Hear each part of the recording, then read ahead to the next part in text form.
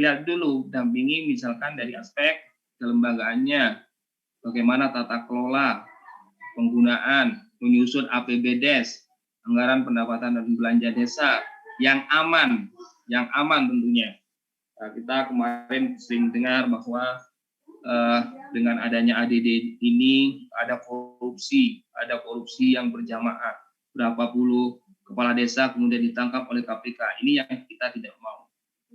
Kadang kesalahan itu bukan faktor kesengajaan mereka untuk merugikan keuangan negara, tapi karena mereka tidak tahu secara administratif bagaimana bentuk pertanggungjawaban pengelolaan keuangan negara tadi. Nah, itu mereka butuh kita dampingi bagaimana agar alokasi dana desa itu bisa optimal untuk pembangunan desa. Jadi menarik sekali, nanti teman-teman pasti akan merasakan metode pembelajaran yang menarik. Oh, kita tahu betul nanti, oh desa ini butuh apa. Kita sudah siapkan 4 desa untuk teman-teman yang angkatan baru ini. Jadi kalau ditambah 4 desa, kita nanti akan punya 12 desa laboratorium. Setiap kelas nanti akan punya desa. Mudah-mudahan pandemi ini cepat selesai, karena kemarin untuk di tahun 2020 ini kita belum sempat ke desa, masing-masing mahasiswa baru angkatan 2019 ini belum sempat ke desanya karena harus social distancing, kita tidak bisa masuk, tidak diizinkan masuk untuk berbagi. Jadi maka kita tidak bisa melaksanakan praktik di desa. Jadi itu laboratorium yang kita miliki.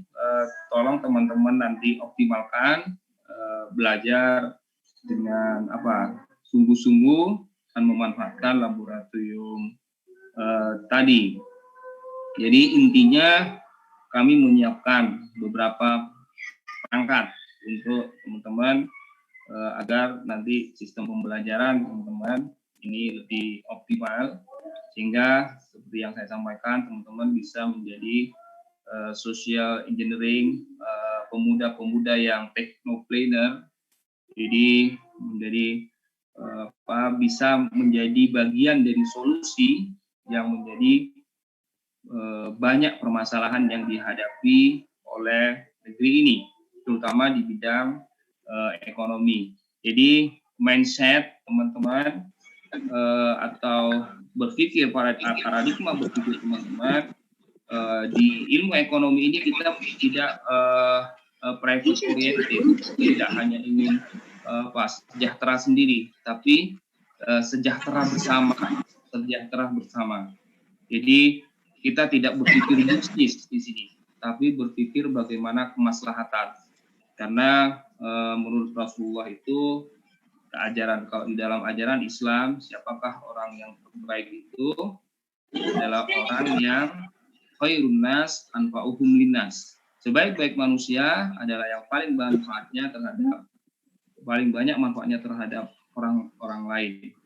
Jadi mindset kita, cara pandang kita bukan cara pandang bisnis, tapi cara pandang ekonomi. Orang ekonomi itu adalah welfare ekonomi, untuk kesejahteraan ekonomi. Jadi gimana kita berpikir semua.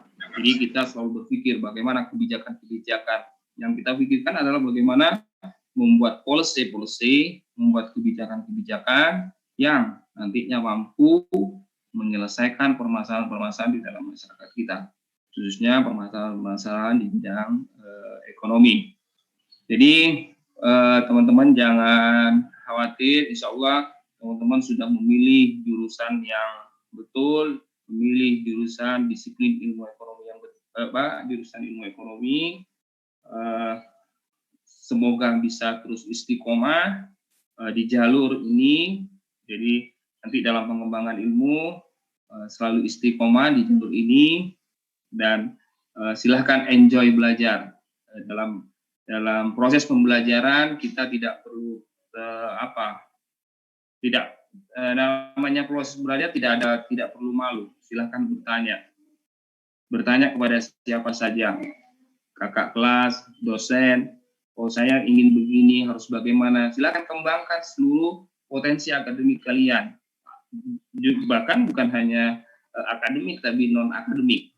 Kalau saya ingin begini, saya punya bakat begini, silakan kembangkan bakat itu, tapi bakat-bakat yang positif ya, bakat-bakat yang positif. Jadi kita terbuka, kita welcome, ayo kita belajar bersama, kita berkolaborasi untuk mengembangkan keilmuan. Kita senang teman-teman kalau kita banyak berkolaborasi, kita mitra, jadi tidak perlu tapi mitra dalam hal yang positif. Dalam urusan keilmuan, ayo kita bermitra.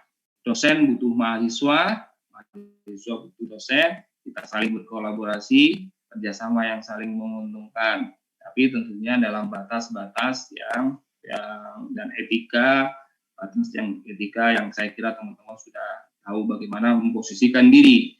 Dosen memposisikan diri seperti apa, mahasiswa memposisikan diri seperti apa. Jadi untuk ini eranya era kolaborasi. Kita tidak bisa sekarang bekerja sendiri di dalam era yang seperti ini. Dengan teknologi informasi yang sudah sedemikian rupa canggihnya ini, ekonomi pun bergeser, paradigma ekonomi pun bergeser. Tadinya ekonomi yang kuat dulunya berbasis kepada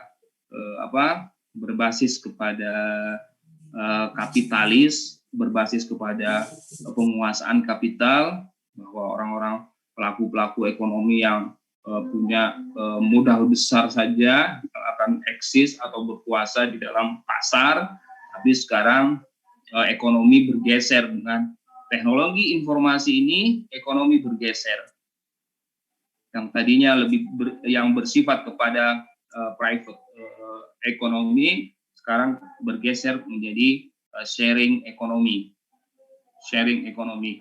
Dulu mungkin teman-teman 5 tahun sebelum ini kita mungkin tidak akan pernah berpikir bahwa misalkan perusahaan besar seperti katakanlah contohnya di bisnis transportasi seperti Bluebirds, Orange yang menguasai hampir 90% pasar di bidang transportasi, sekarang harus kehilangan pasarnya, dia hanya sekitar 20% pasar transportasi. Dia bisnis berbasis kapital. Mobilnya punya mobil sendiri, karyawan, sopir hanya sebagai karyawan. Dulu basis bisnisnya seperti itu. Tapi sekarang nggak bisa kita seperti itu. Sekarang modal sharing. Gojek, Grab, itu modal sharing. Sopir pengemudi punya mobil sendiri, Gojek itu punya sepeda motor sendiri, dia punya modal sendiri. Yang dijual sekarang informasi. Jadi bisnis informasi. Ini pergeseran pola ekonomi yang seperti ini yang perlu teman-teman antisipasi. Jadi bisnis yang berorientasi pada kepemilikan pribadi satu orang dengan modal besar tidak berlaku lagi. Bahkan dulu orang untuk terkenal butuh yang namanya sarana televisi. Ya, butuh namanya televisi. Orang untuk menjadi artis itu butuh televisi. Butuh media. Jadi orang butuh modal besar untuk bisa menjadi terkenal. Artis-artis itu butuh sarana televisi. Makanya kemudian artis-artis daerah harus hijrah ke Jakarta karena Jakarta pusat informasi.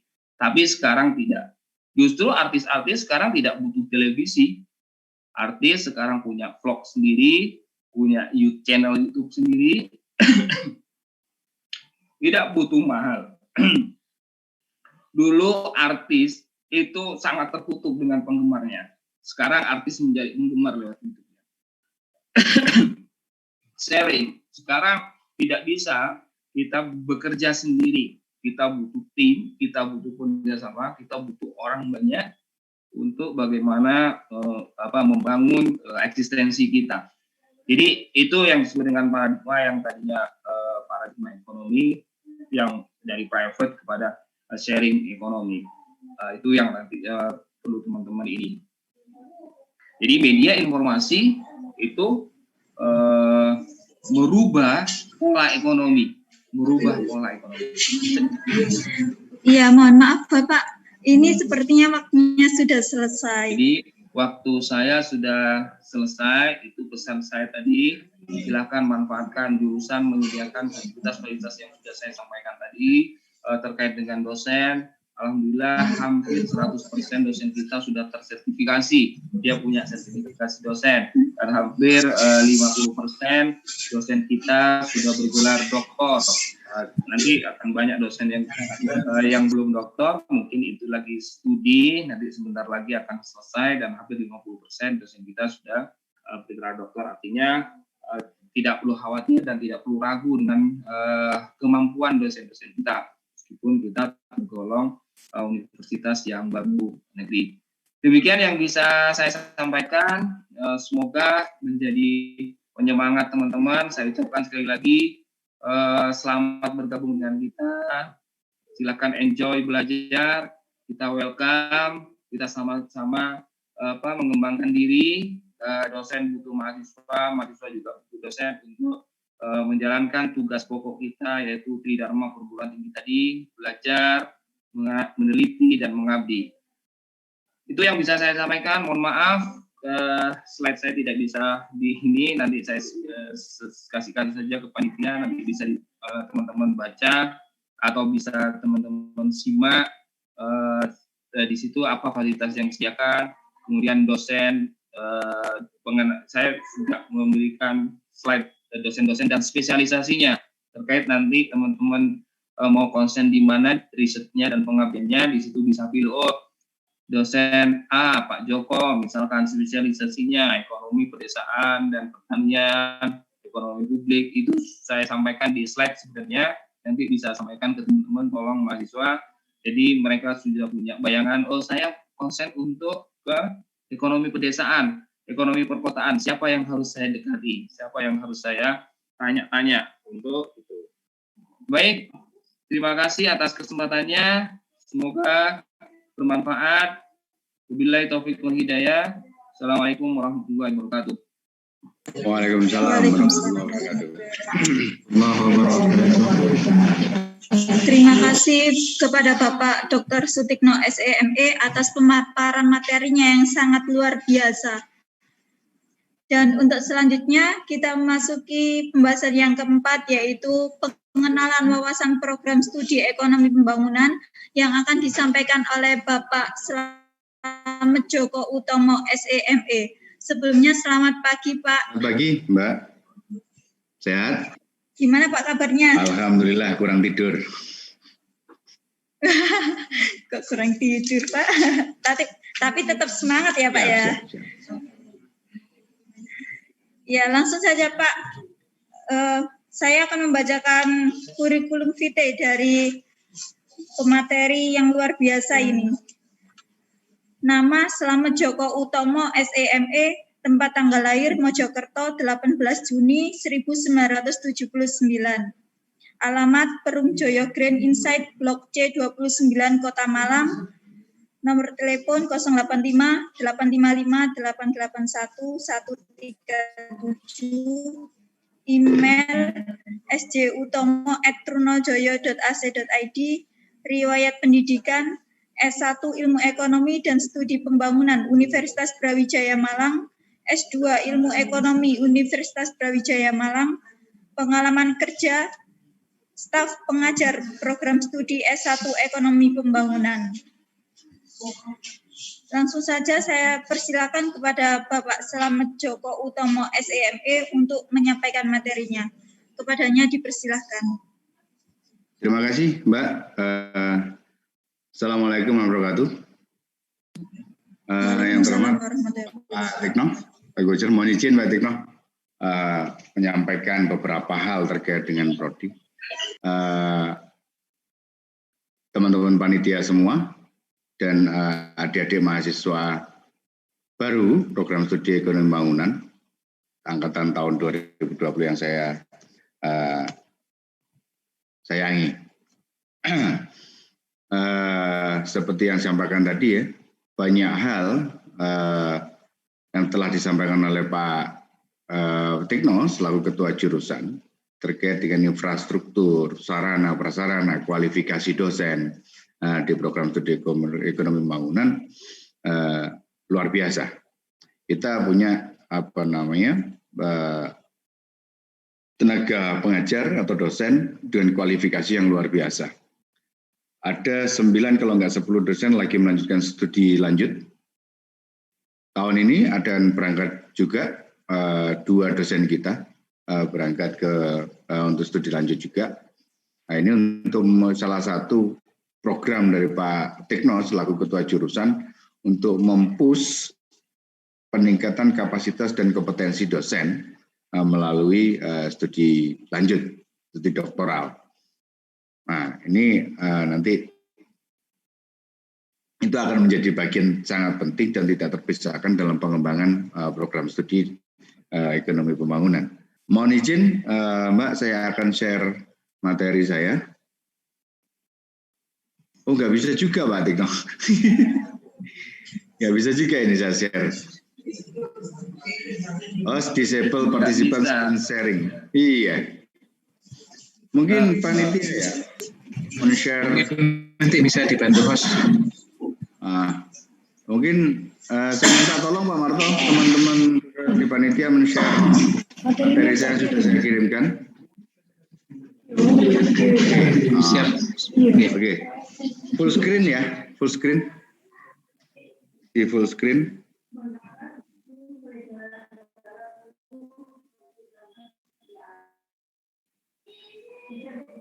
Nah, ini salah satu materi ya.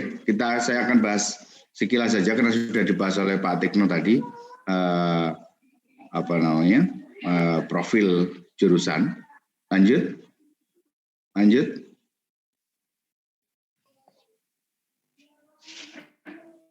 Minta tolong lanjut.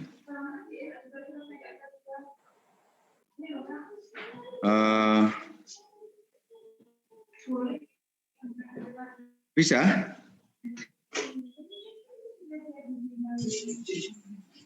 Iya, sebentar Pak, ini masih dicoba.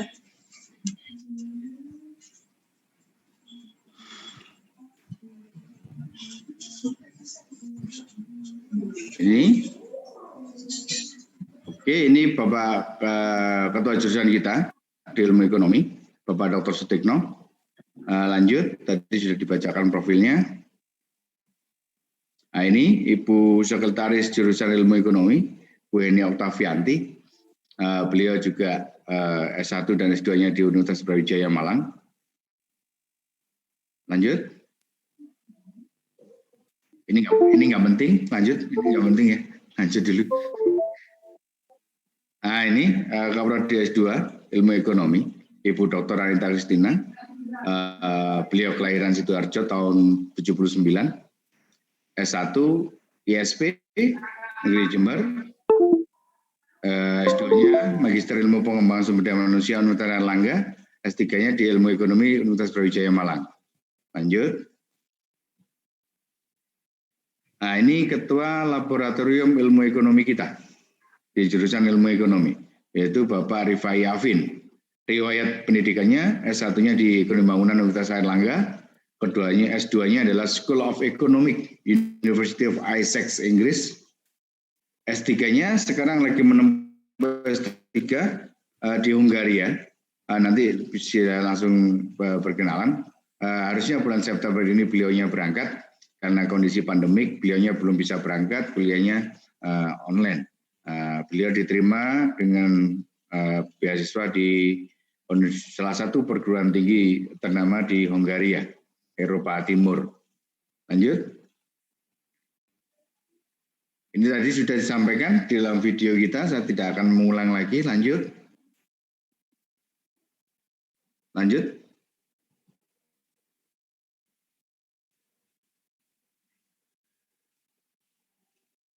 Nah, sasaran program studi ekonomi pembangunan itu ada 3.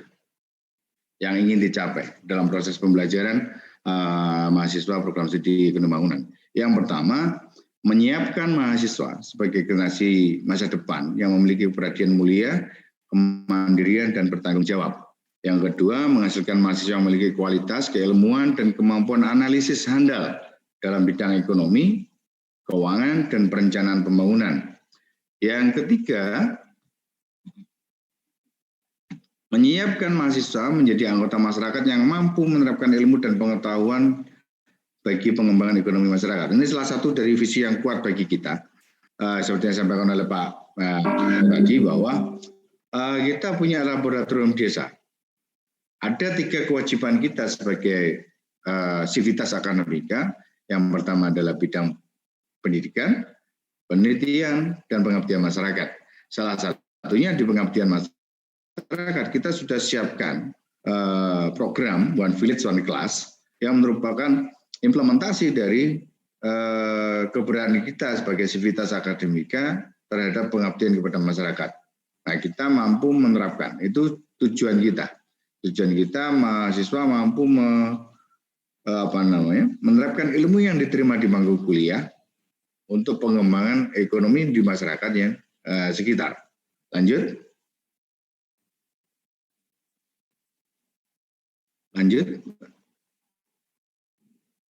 Nah, ini. Yang pertama, tujuannya meningkatnya kualitas pengelolaan program studi ekonomi pembangunan sesuai dengan standar mutu yang ditetapkan oleh standar pendidikan tinggi. Yang kedua adalah meningkatkan kualitas kegiatan kemahasiswaan alumni yang dapat mendukung pencapaian visi misi tujuan program studi dan pengembangan jiwa kewirausahaan. Yang ketiga adalah mengoptimalkan kualitas dan kuantitas sumber daya manusia. Yang keempat adalah pengembangan kurikulum pembelajaran suasana akademik yang baik. Kemarin sudah kita lakukan untuk menyambut maba tahun 2020. Kita sudah siapkan, kita sudah bangun kurikulum yang memang challenge-nya luar biasa, tantangannya luar biasa. Nah, ini yang dengan spirit kemerdekaan atau merdeka belajar dari kementerian, maka kita bangun kurikulum di program studi S1 Ekonomi Pembangunan itu sesuai dengan tuntutan zaman, karena zaman saya, zaman Pak Tikno itu sangat berbeda dengan zaman-zaman sekarang. Anak-anak zaman sekarang itu bisa dikatakan sebagai anak milenial, semuanya serba komplit, semuanya lebih cepat belajar.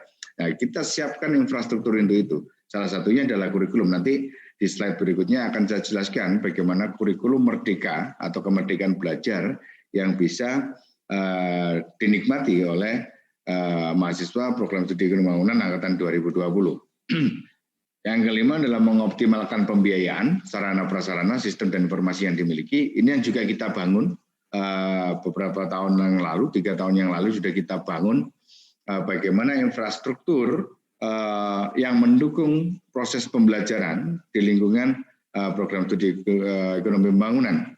Kita bangun lab-nya, kita siapkan infrastruktur lab-nya, sarana prasarana lab-nya.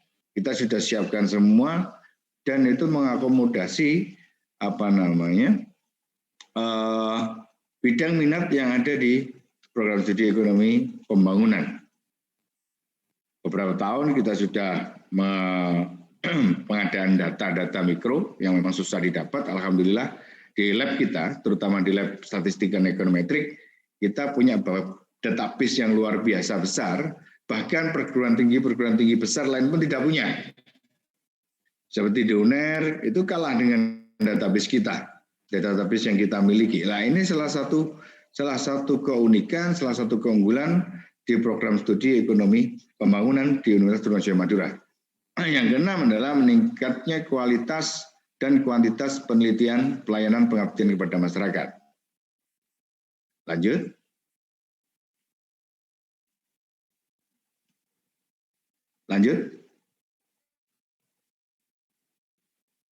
Nah, balik. Nah, ini sudah. Balik ya, balik ke bidang minat. Balik berikut sebelumnya. Nah, di program studi ekonomi pembangunan, nanti adik-adik mahasiswa akan diberikan atau diberi opsi pilihan untuk menentukan bidang minat masing-masing. Kita sudah siapkan 3 rumah di situ. Ada konsentrasi atau bidang minat perencanaan pembangunan, ada bidang minat moneter dan perbankan, ada bidang minat ekonomi publik. Kalau kalian tertarik dengan proses perencanaan, bagaimana proses perencanaan daerah, bagaimana proses penyusunan dokumen-dokumen perencanaan daerah, silakan mengambil bidang minat perencanaan pembangunan. Tapi kalau kalian tertarik dengan moneter, kebijakan moneter, suku bunga, perbankan, itu silakan masuk kepada bidang minat moneter dan perbankan. Yang terakhir adalah bidang minat ekonomi publik. Nah, kalau kalian tertarik dengan bagaimana sih proses pengadaan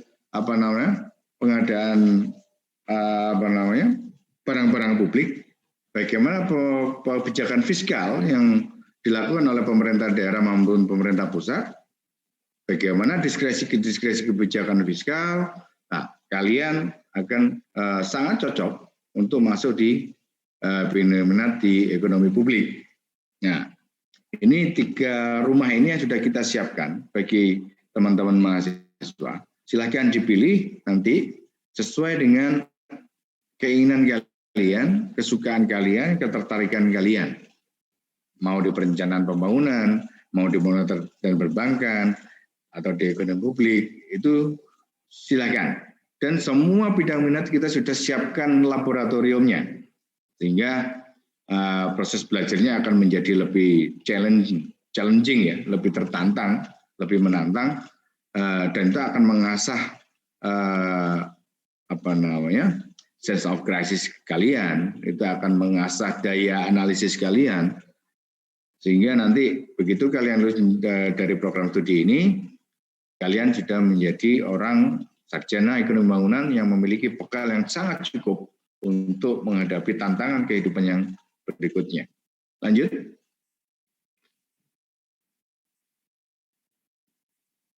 Nah, ini laboratorium kita, seperti yang disampaikan oleh Pak Tikno tadi, ada laboratorium perencanaan. Laboratorium perencanaan pembangunan kita desain untuk menyiapkan mahasiswa bisa menyusun dokumen perencanaan daerah. Di situ ada nanti mata kuliah praktikumnya, ada bagaimana penyusunan renstra, bagaimana penyusunan dokumen RPJMD, dan segala macam. Di rapor statistik dan ekonometrik seperti yang saya sampaikan tadi, Pak Tikno sampaikan tadi, bahwa kita punya database yang luar biasa besar. Untuk keperluan siapa? Untuk keperluan dosen, untuk keperluan mahasiswa yang akan melakukan research, baik itu dikompetisikan tingkat nasional, maupun itu dipublikasikan di jurnal, atau di konferensi internasional atau nasional, data kita punya. Keunggulan kita punya database yang sangat besar. Itu nanti silakan bagi mahasiswa untuk mengakses mengakses data-data itu di laboratorium kita, di laboratorium statistik dan ekonometrik. Yang ketiga adalah laboratorium moneter dan perbankan atau LMB. Nah, ini kita sudah siapkan juga infrastrukturnya. Seperti bank pada umumnya, ada customer service, ada teller, ada account officer yang menilai kelayakan kredit dan segala macam. Terus Anda akan belajar di laboratorium bagaimana kesehatan bank, bagaimana kebijakan fiskal, bagaimana mekanisme fiskal, itu ada di laboratorium moneter dan perbankan. Dan insya Allah kita siap dengan itu. Kebetulan sebenarnya pada awal tahun kemarin kita sudah bekerja sama dengan BRI Syariah. Nah, kita sudah gagas kerjasama dengan BRI Syariah. BRI Syariah sudah menyiapkan semuanya. Namun karena ada pandemi kemarin, belum bisa kita lakukan renovasi, penyediaan infrastruktur, software dan segala macam dari Bank BRI Syariah masih belum kita lakukan. Nah, kemarin terakhir kontak dengan teman-teman di BRI Syariah, setelah masa pandemi ini berakhir, segera merealisasikan program yang sudah kita sepakati. Salah satunya adalah program praktikum dan kuliah praktisi yang berasal dari teman-teman di Bank Syariah Mandiri, di BRI Syariah. Yang terakhir adalah Laboratorium Ekonomi Publik. Kalian akan belajar bagaimana sih menyusun kebijakan publik, bagaimana menganalisis program-program yang dilakukan oleh pemerintah, tingkat kesuksesannya, tingkat kegagalannya, dan segala macam. Anda akan bicara tentang social equation model, bagaimana mengukur kesejahteraan sosial, kemiskinan, dan kita siap. Nah, dan kita juga dipercaya juga untuk mengerjakan satu survei kemiskinan yang ada di salah satu kabupaten yang ada di Pulau Madura. Nah, ini sangat menarik. Ini best practice kita bagi teman-teman yang berminat di ekonomi publik untuk belajar di sana bagaimana kebijakan itu diterapkan, diputuskan dan dievaluasi apakah kebijakan itu berhasil atau tidak. Nah, ditambah lagi nanti ada laboratorium desa. Nah, itu udah best practice benar ini. Kita sudah siapkan di kurikulum 2020, bagaimana kalau kita proyek pribadi di desa, kira-kira apa saja yang harus dilakukan dalam proyek di laboratorium desa tersebut. Nah, oleh karena itu, kita sangat komplit, kita sangat lengkap untuk mendukung peningkatan kapasitas dan kompetensi mahasiswa yang akan belajar di program studi ekonomi. Jadi, nggak salah pilih kalian memilih program studi. Saya yakin tidak semuanya tidak semuanya EP itu menjadi pilihan pertama. Benar nggak? Benar. Ya, benar ya. Nah, tapi insya Allah kalian tersesat di jalan yang benar. Amin. Kalian tersesat di jalan yang benar. Karena kita akan belajar banyak hal di situ. Sama dengan saya dulu sebenarnya. Ini masuk jurusan EP itu apa? Nggak ngerti. Background saya IPA, saya nggak ngerti. Ilmu ekonomi itu apa? Tapi begitu saya masuk di ilmu ekonomi, waktu itu prodi saya namanya ilmu ekonomi dan studi pembangunan. Begitu masuk, ada shock di situ. Ada shock loh. Seperti ini, kok menarik. Akhirnya ada kecintaan di situ. Oke, ini pilihan saya suka, saya akan lanjutkan dengan hasil yang terbaik. Nah, makanya saya bilang, bagi maba-maba yang memang bukan pilihan pertama, jangan berkecil hati. Ini adalah pilihan yang sesat, tapi yang terbaik. Jadi Anda tersesat di jalan yang benar. Oleh karena itu, tidak ada yang kebetulan di dunia ini. Anda sudah ditakdirkan masuk di program studi ilmu ekonomi pembangunan. Artinya bahwa itulah yang terbaik bagi kalian, dan disitulah kalian bisa mengeksplor, mengevaluasi potensi kalian untuk menjadi sangat luar biasa. Tidak akan ada emas itu langsung jadi cincin. Tidak ada marmer yang langsung menjadi meja. Ada proses di situ. Ada proses pengayaan, ditempa, dibakar, terus dibentuk, digerinda. Supaya apa? Supaya emas yang tidak berbentuk itu menjadi perhiasan yang sangat menarik. Dan itulah mahasiswa EP. Mahasiswa EP itu. Jadi sangat bangga bagi saya dan Pak Tikno ketika dulu memilih program studi ilmu ekonomi itu, emas yang tidak berbentuk, emas yang tidak indah dibentuk seperti cincin menjadi kalung. Itu luar biasa. Makanya saya harap ini adalah awal langkah kalian menjadi insan-insan yang baik. Lanjut. Langsung ke tabel kurikulum ya. Terus lanjut. Karena waktunya sangat pendek ya. Lanjut ke kurikulum, ke peta kurikulum. Terus.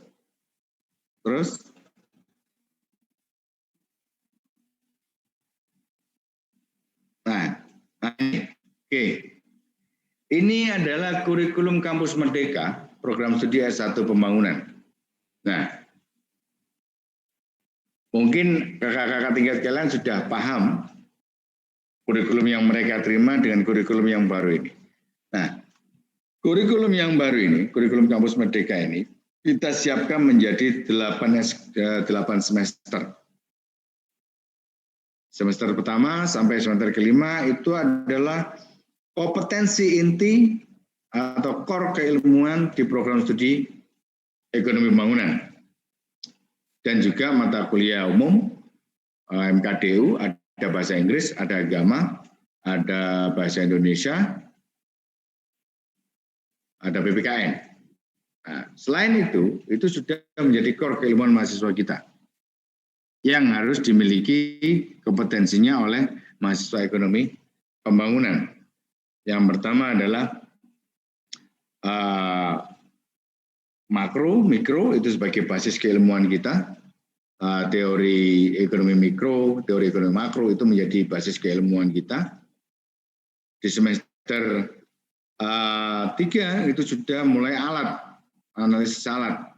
Ada statistik 2, semester 2 juga ada statistik 1, di semester 1 dia ada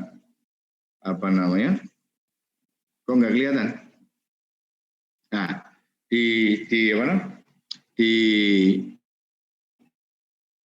semester 1 itu sudah disuguhkan mata kuliah core keilmuan kita. Ada pengantar teori ekonomi makro, pengantar teori ekonomi mikro, dan matematika ekonomi. Di semester 2,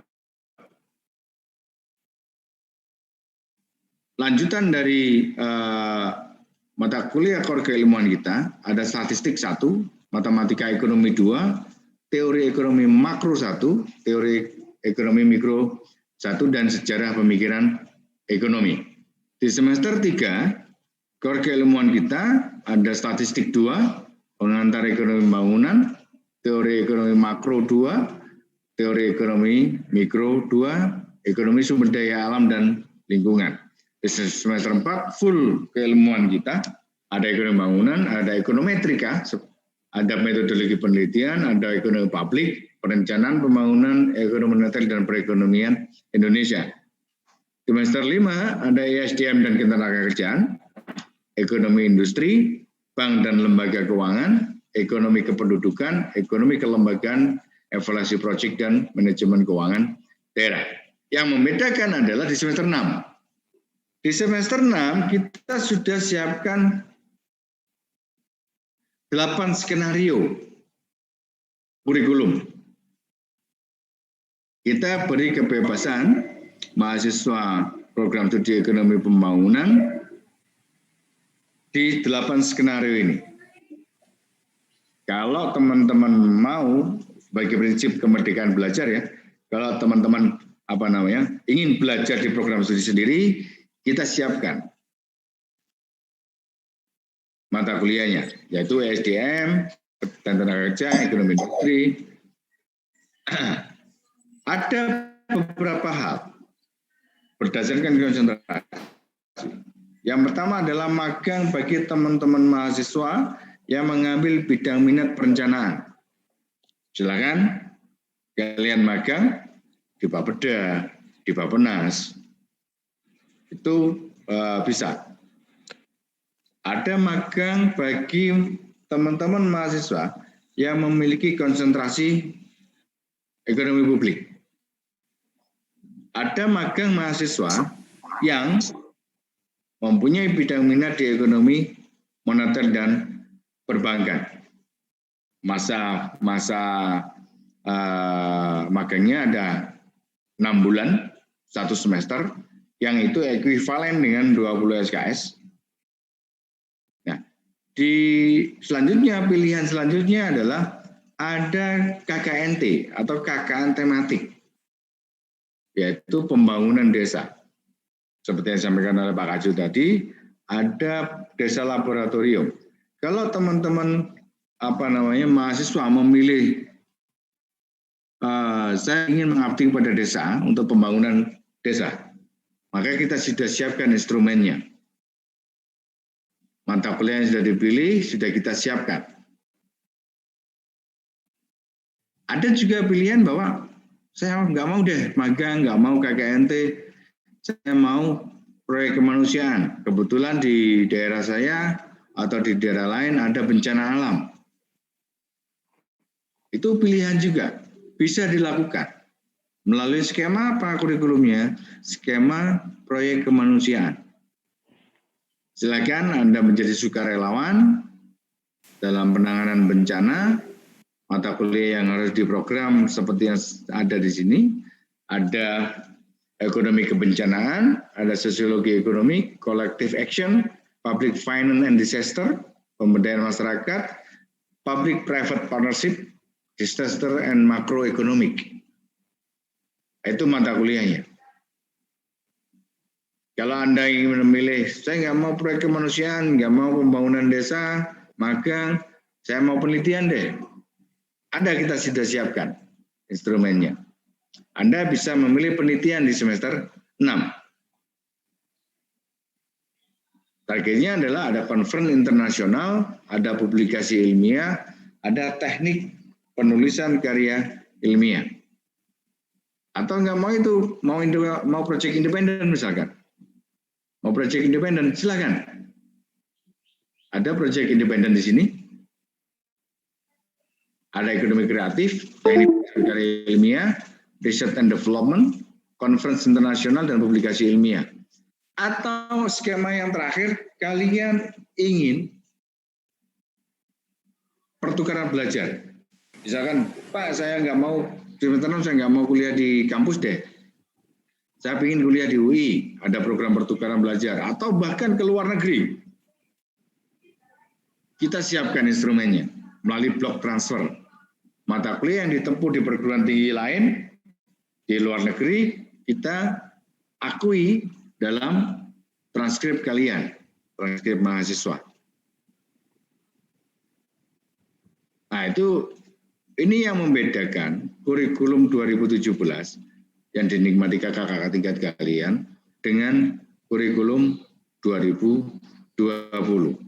Ada kebebasan mahasiswa untuk belajar.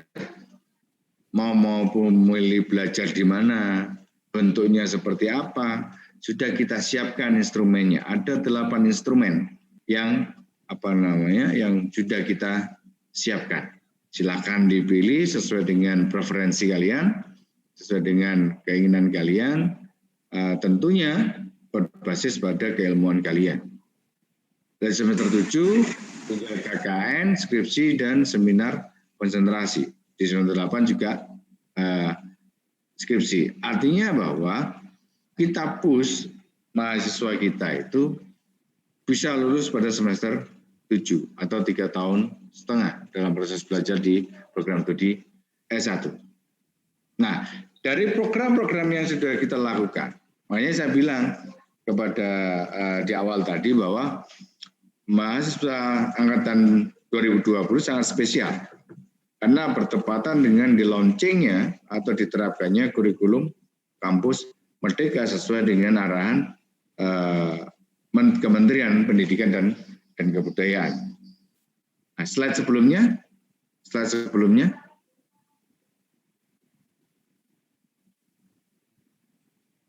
Jadi semester 7 dan 8 itu kalian kembali ke kampus lagi menyelesaikan skripsi dan KKN. Minta tolong hostnya untuk yang slide sebelumnya.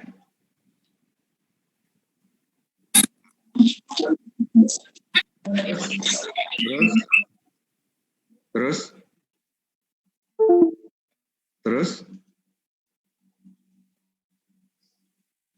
Sebelumnya ini. sebelumnya ini sertifikasi perencanaan. Nah ini, oke. Nah, dari kurikulum yang sudah kita desain tadi, kita sudah bekerjasama dengan Badan Nasional Sertifikasi Profesi. Yang pertama adalah tenaga fasilitator dan pengembangan masyarakat.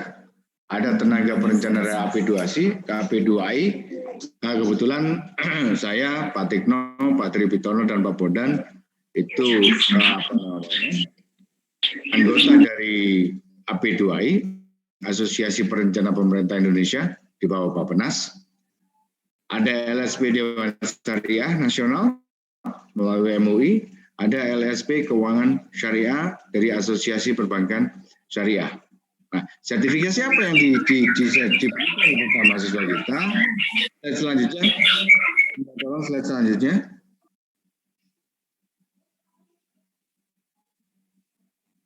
Slide selanjutnya. Nah, untuk bidang minat perencanaan pembangunan ada dua. Ada sertifikasi tenaga yang perencanaan, Mbak, yang perencanaan dulu.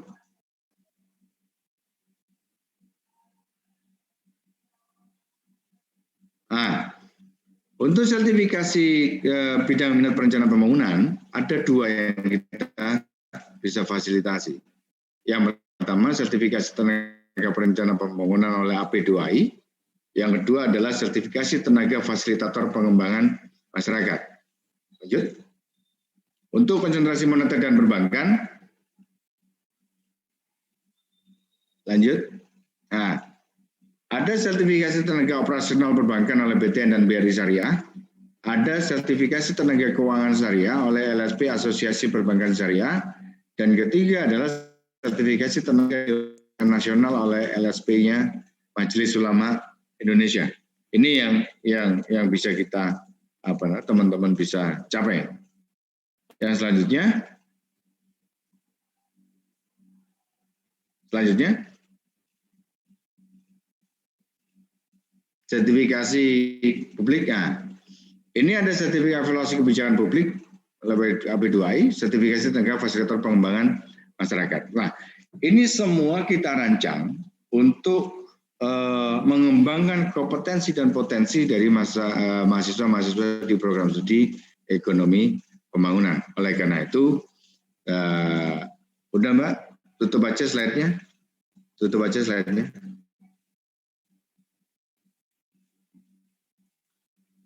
Nah, oleh karena itu, seperti yang saya bilang tadi dan Pak Tikno sampaikan tadi bahwa kita sudah sangat lengkap.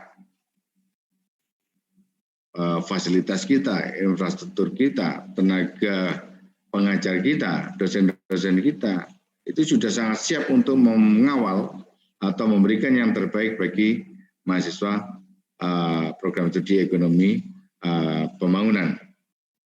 Nah, perlu saya sampaikan lagi bahwa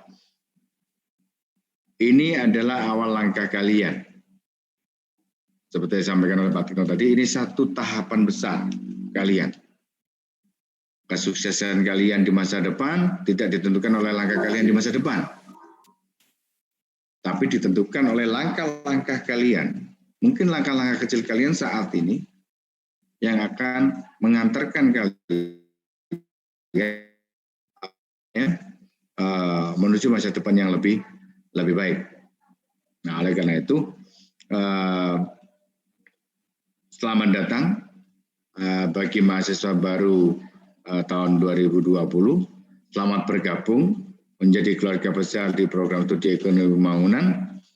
Mari kita berproses bersama, mari kita belajar bersama untuk meningkatkan kompetensi kita masing-masing, terutama mahasiswa, sehingga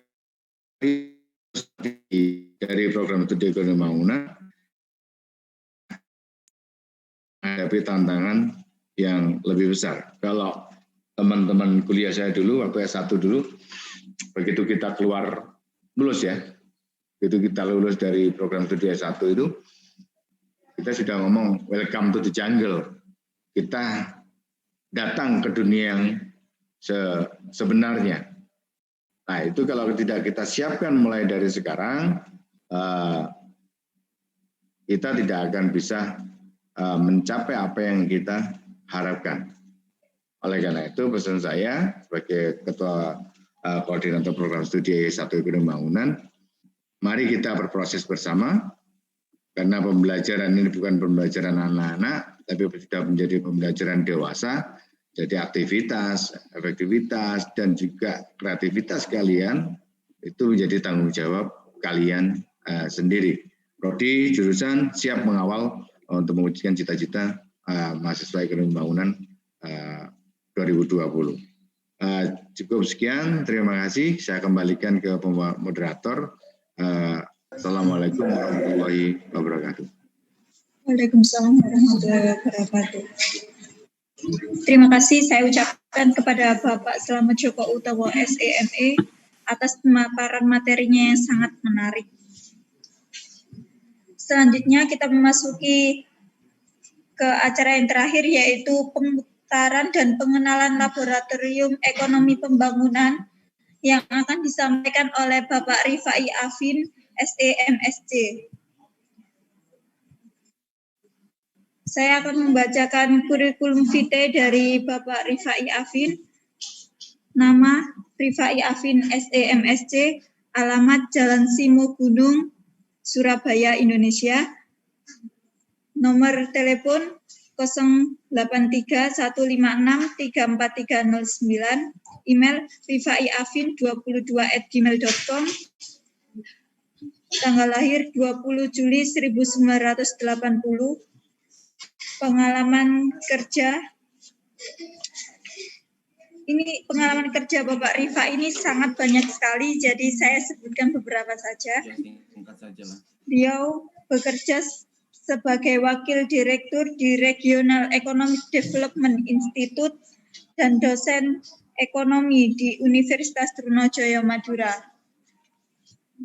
Namun sebelumnya Bapak Rifai, apakah sudah bisa untuk menyampaikan materi pada siang hari ini? Ya, tadi materinya sudah saya kirim, Mbak. Materi? Ya, sudah, Pak. Ya, silakan di-share. Ya, langsung saja kepada Bapak Rifai Afin, SEMSC, saya persilahkan.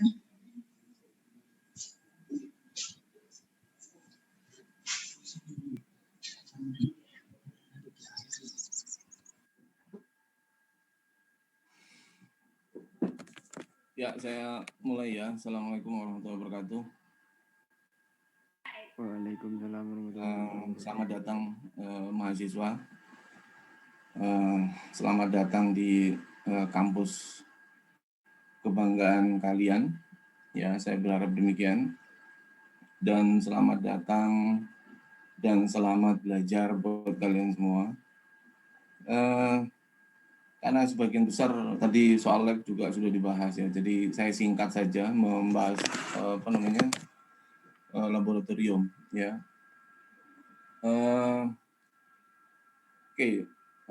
Development Economics Laboratorium ya. Saya kebetulan posisi ini adalah posisi suksesor atau posisi yang membantu pihak jurusan maupun pihak prodi ya.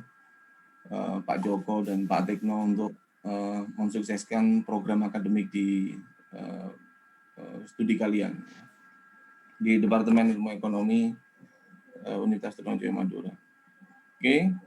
Oke. Saya beri ini, saya biasanya membuat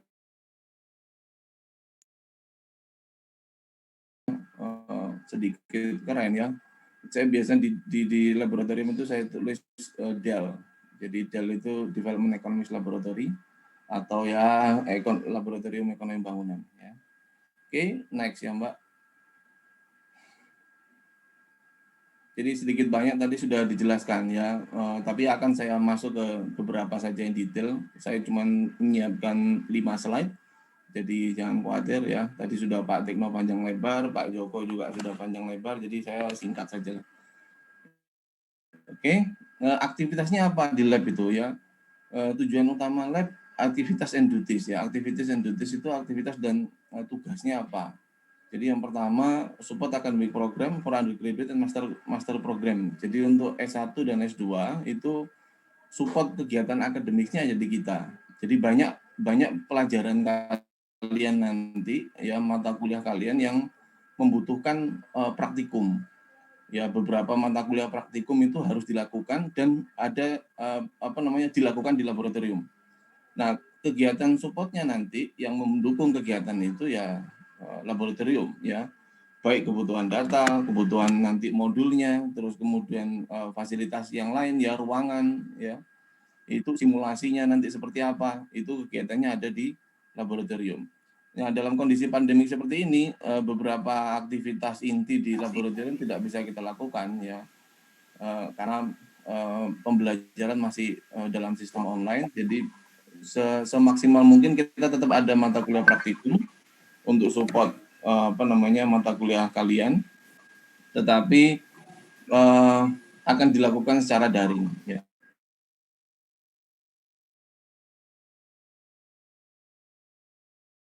Sampaikan Pak Joko juga. Jadi akademik support untuk dosen kita ya yang sedang melakukan riset akademis untuk disertasi mereka, untuk penelitian publikasi mereka, ini kita juga bantu untuk penyediaan data dan analisis. Terus kita juga punya economic database provider. Jadi kita for all academic staff and student in Department of Economics. Nanti kalian pada saat menentukan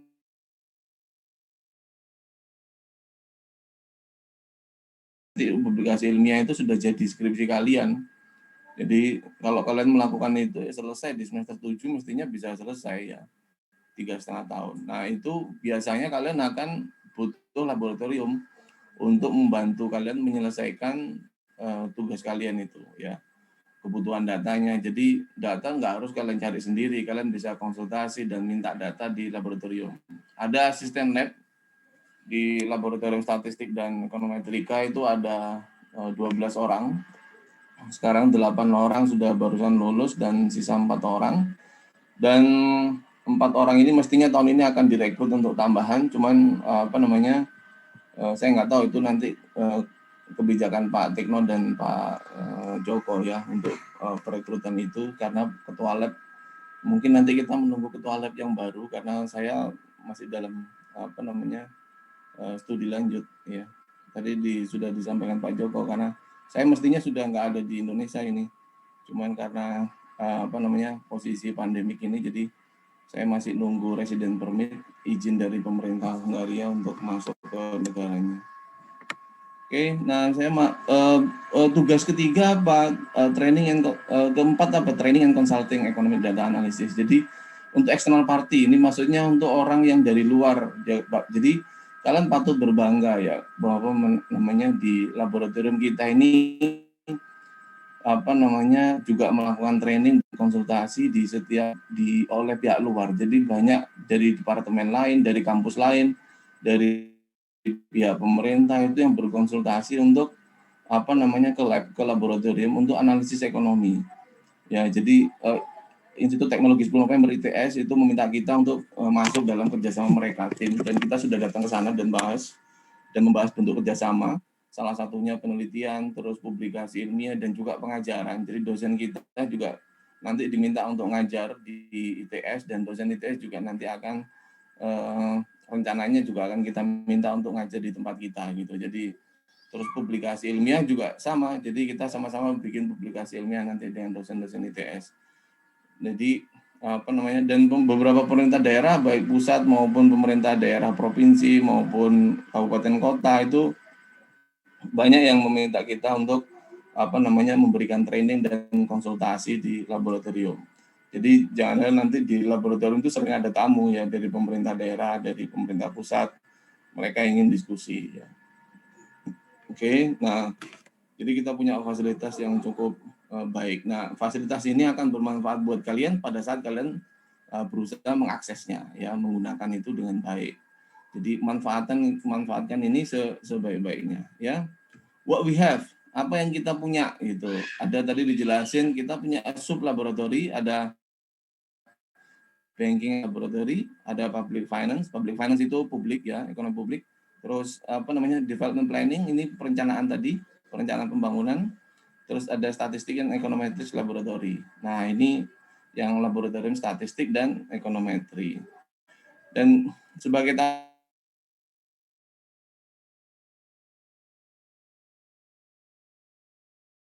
afiliasi kegiatan di laboratorium development planning laboratorium perencanaan, karena kegiatannya itu mengidentifikasi masalah, bikin RPJM desa, terus ya itu bagian dari proses perencanaan itu ya.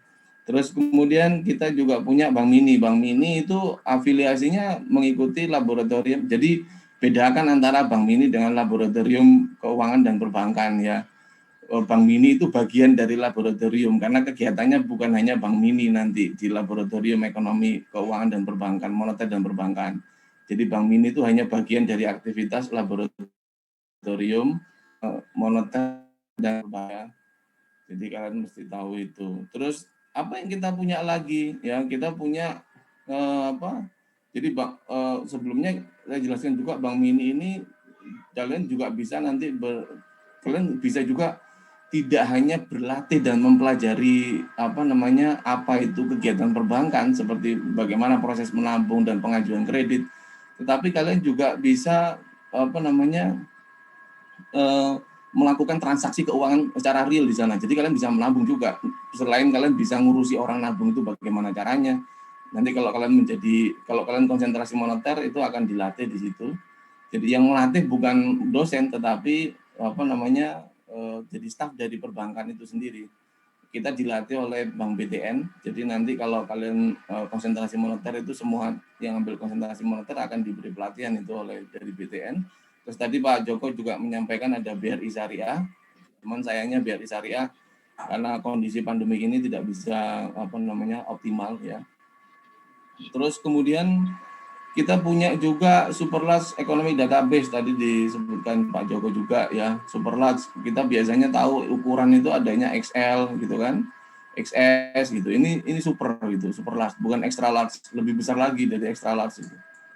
Oke, jadi ini cukup sangat menunjang kegiatan kalian. Jadi kalau kalian nanti meneliti datanya dari mana, ini konsultasilah di laboratorium. Ya, datang saja ke laboratorium bagi kalian yang sudah menulis skripsi atau dapat tugas untuk membuat karya ilmiah dari dosen atau tugas untuk praktikum statistik, ekonometrik,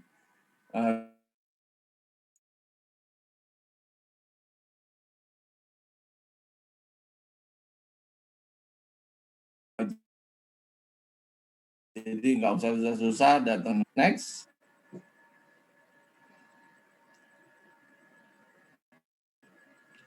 Nah, what we achieve. Jadi apa yang sudah kita capai dengan banyak sekali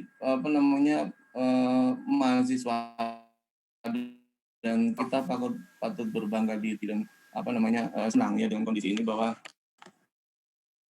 banyak mahasiswa kita yang meraih prestasi baik di level lokal, regional ya se-Jawa Timur maupun level nasional. Jadi kita juga pengen mencapai sebetulnya yang level internasional ya. Kita berharap nanti ada dari kalian yang sudah mengikuti kampus Merdeka ini, kurikulum Merdeka bisa join di pertukaran pelajar internasional. Nah, di event nasional kita punya tadi beberapa yang di video kalian itu beberapa, dan itu mereka semua dapat dukungan dari laboratorium dan jurusan maupun prodi untuk ikut kompetisi. Jadi kalau kalian ikut kompetisi itu bukan hanya sekedar ikut bikin tulisan, tapi juga digembleng dulu di laboratorium. Tujuannya apa? Tujuannya untuk memastikan bahwa kalian nanti bisa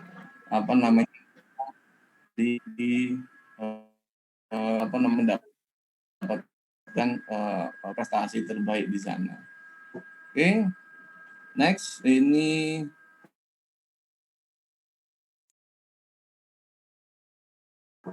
tadi sudah dijelaskan sama Pak Joko. Dan yang terakhir ya di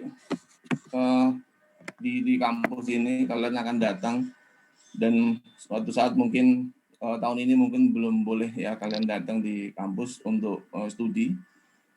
Tapi mungkin tahun depan moga saja kalau semua apa yang kita alami sekarang ini, pandemi berakhir, kita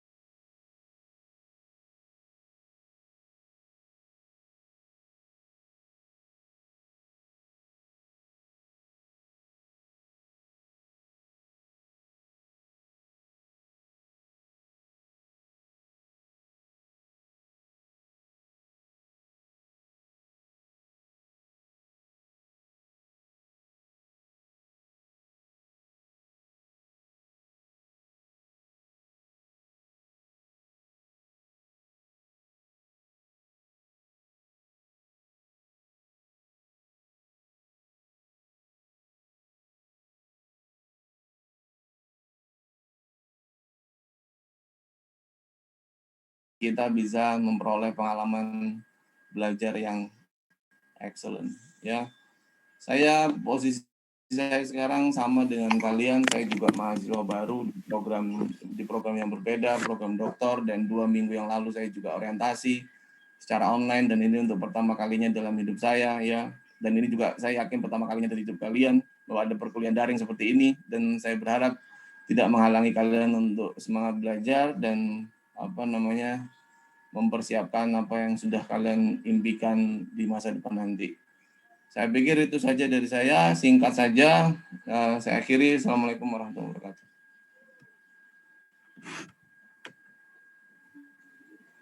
Waalaikumsalam warahmatullahi wabarakatuh. Saya ucapkan terima kasih kepada Bapak Rifai Afin SDMSC atas pemaparan materinya yang sangat menarik. Namun sebelum saya tutup, mungkin dari Pak Sutikno, Pak Joko maupun Pak Rifai bisa memberikan motivasi untuk mahasiswa baru yang akan memulai perkuliahan ini. Mungkin Pak Sutikno bisa memberikan motivasi sedikit kepada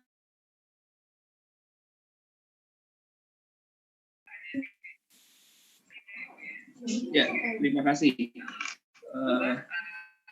Ini juga saya lagi join di channel sebelah ini di S2, juga lagi ada kegiatan workshop. Baik, jadi begini teman-teman, kegiatan akademis itu sebenarnya jangan kita pandang hanya sebagai kegiatan akademis ya, tapi namanya belajar, namanya meneliti, namanya mengabdi itu jauh sebenarnya itu gini, jauh hanya sekedar sebagai misalkan hanya untuk Tuhan ijazah atau untuk hanya sekedar gelar sarjana.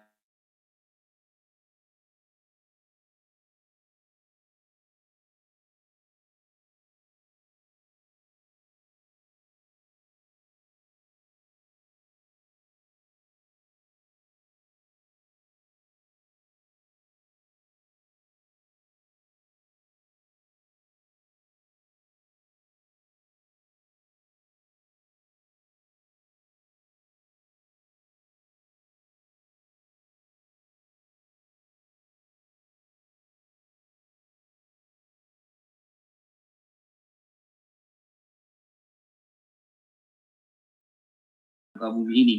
Jadi kebutuhan akal itu adalah sebenarnya ingin tahu. Keingintahuan itu akan bisa kita peroleh dengan baik jika kita melalui proses akademik atau yang disebut dengan akademik proses atau scientific methods. Jadi maksud saya begini, teman-teman, kuliah ini jangan hanya niatkan untuk mencari ijazah, tapi ini untuk sebagai menyempurnakan tugas manusia sebagai khalifah. Yang membuat kita menjadi khalifah di muka bumi ini karena kita punya akal. Oleh sebab itu akal harus terus diasah, pikiran kita harus terus diasah, terus belajar, terus meneliti, kemudian hasilnya kita abdikan.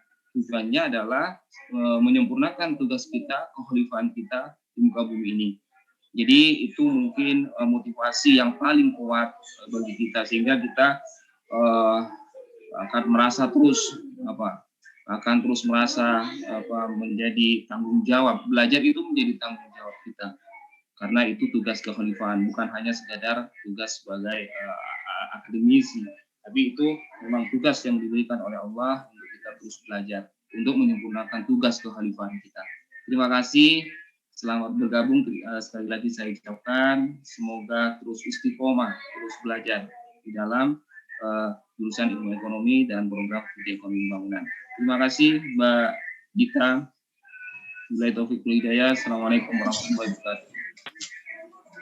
Waalaikumsalam warahmatullahi wabarakatuh. Terima kasih Pak Sutikno atas motivasinya. Mungkin dari Pak Joko bisa menambahkan motivasi untuk mahasiswa baru yang akan memulai perkuliahan ini. Oke, terima kasih Mbak. Pembelajaran dewasa atau mahasiswa itu sangat berbeda dengan pembelajaran anak-anak. Nah, mahasiswa dalam kategori pembelajaran dewasa. Artinya bahwa belajar itu harus dimulai dari diri kalian sendiri. Dosen itu bukan satu-satunya sumber ilmu pengetahuan. Dosen hanya sebagai fasilitator untuk menyampaikan keilmuan atau materi-materi terkait dengan keilmuan. Nah, kalian sebagai mahasiswa itu sangat berbeda dengan pembelajaran di SMA. Di SMA itu sangat berbeda. Guru akan ngasihkan pelajaran bla bla bla bla bla bla, tapi di perguruan tinggi tidak akan menemukan model seperti itu. Karena dosen hanya sebagai fasilitator, pengarah, pendamping dalam proses pembelajaran kalian.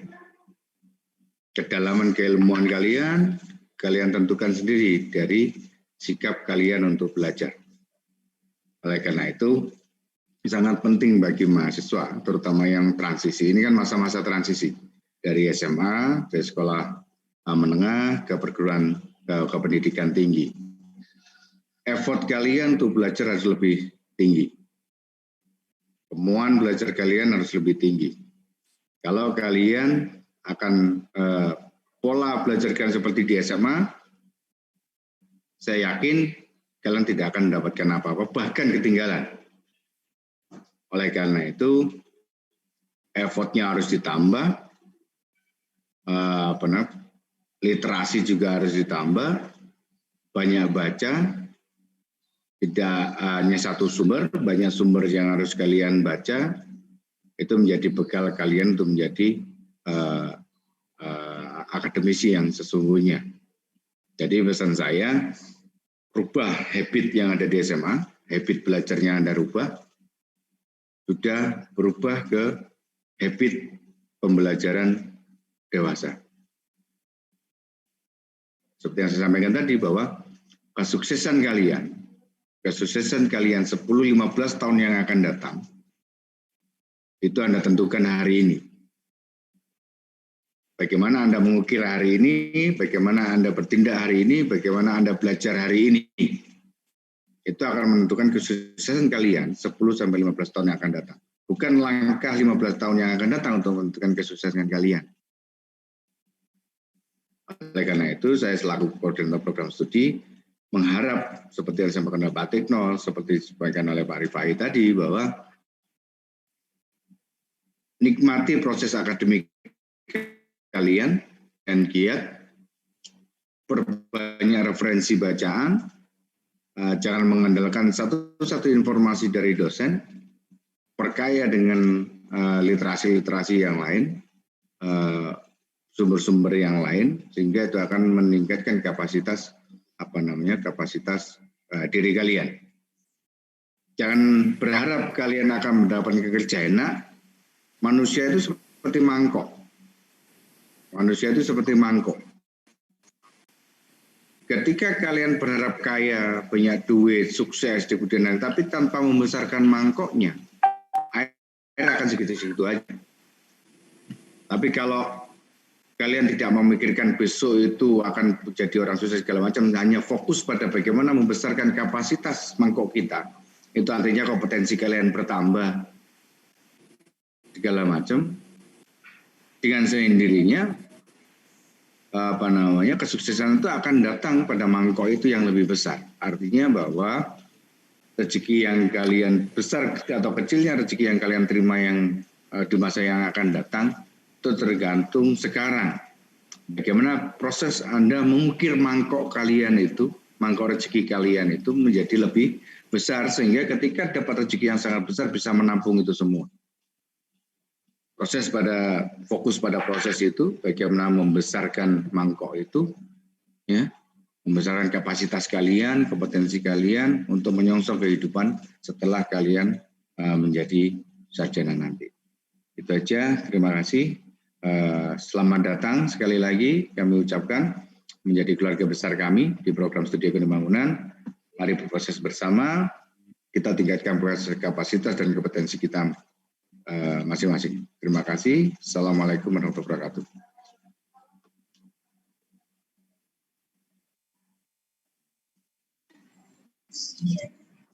Terima kasih saya ucapkan kepada Pak Slamet Djoko Utomo.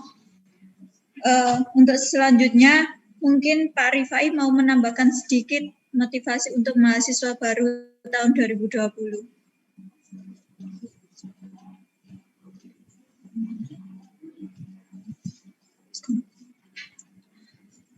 Oke, langsung saja. Hadirin yang kami hormati, demikianlah acara webinar kali ini. Sebelum saya mengakhiri sesi ini, saya akan mencoba menyimpulkan hasil webinar pada hari ini. Bahwasanya ekonomi pembangunan diharapkan untuk bisa berorientasi pada seluruh pelaku ekonomi dan harus bisa menyelesaikan permasalahan-permasalahan yang ada di negara ini, terkhusus untuk masalah perekonomian. Dan di ekonomi pembangunan sendiri ada 4 lab. Yang pertama yaitu perencanaan pembangunan, lab keuangan dan perbankan, lab ekonomi publik, lab statistik dan ekonometrika, dan ada tambahan lagi yaitu lab desa yang nantinya one class one village. Dan di ekonomi pembangunan sendiri juga memiliki sasaran-sasaran, salah satunya yaitu menyiapkan mahasiswa sebagai generasi masa depan, menghasilkan mahasiswa yang memiliki kualitas keilmuan dan kemampuan analisis. Dan ada 3 bidang minat dalam ekonomi pembangunan, yaitu perencanaan pembangunan, moneter dan perbankan, dan ekonomi publik, dan juga tadi juga dijelaskan tentang Kampus Merdeka. Para hadirin yang kami hormati, saya ucapkan terima kasih kepada pemateri dan mahasiswa baru program studi ekonomi pembangunan yang telah berpartisipasi dalam kegiatan webinar kali ini. Akhir kata, saya selaku moderator pamit undur diri. Mohon maaf apabila ada kesalahan dalam berkata. Saya akhiri. Wassalamualaikum warahmatullahi wabarakatuh. Saya kembalikan ke host. Waalaikumsalam.